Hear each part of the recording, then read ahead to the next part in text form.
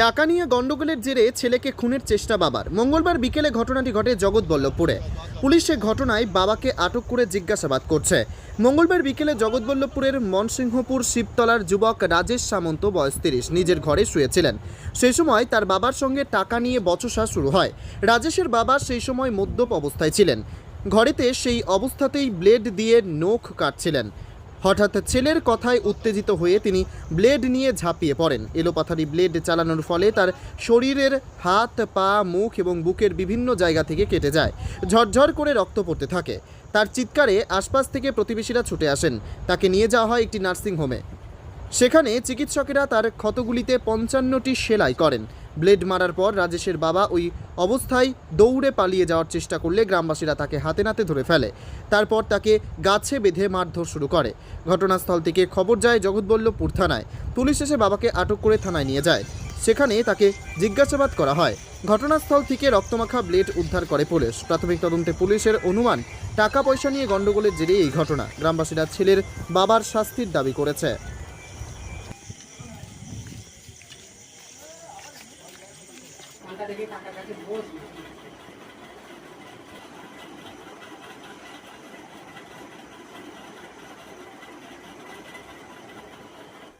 কি ঘটনাটা হয়েছিল? অ্যাকচুয়ালি ওটা আমার বন্ধু হয়। শোনা কথা, মানে তখন তো ছিলাম না। শোনা কথা ও শুয়েছিল, তো শোয়া মাত্র হয়তো ঘুমিয়ে পড়েছিল। সেই জায়গায় ওর বাবা গিয়ে ছোট ছুরি হোক বা যাই হোক সেই নিয়ে চালিয়েছে। গলায় চালিয়েছে, হাতে চালিয়েছে, চারিদিকে স্টিচ করা হয়েছে। প্রায় 50 থেকে 52খানা সেলাই পড়েছে। কেন হঠাৎ করে এরকম করলো? কেন জানি না, ওদের পারিবারিক ব্যাপার তো। এবার বাবা ছেলের সঙ্গে কি হয়েছে সেটা তো জানি না। ড্রিঙ্ক করেছিল? এবার ড্রিঙ্ক করেছিল, সেই পরিপ্রেক্ষিতেই হয়তো জিনিসটা হয়েছে। কি দিয়ে আঘাত করেছিল? ছোট ছুরি ছিল বলছে। এবার ছুরিটা এখনো পর্যন্ত পাওয়া যায়নি। মেরে দিয়ে ছুটে পালাচ্ছিল।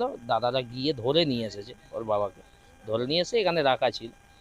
এবার তারপর তো বন্ধুকে নিয়ে কাশিমাইতির কাছে গিয়েছিলাম, ওখানে গিয়ে কাজ করিয়ে এই বাড়িতে নিয়ে এরকম এসেছি। প্রায়শই কি করে নাকি? প্রায়শই না, মাঝে মধ্যে এমনি টুকিটাকি ঝামেলা সমস্যা হতে পারে।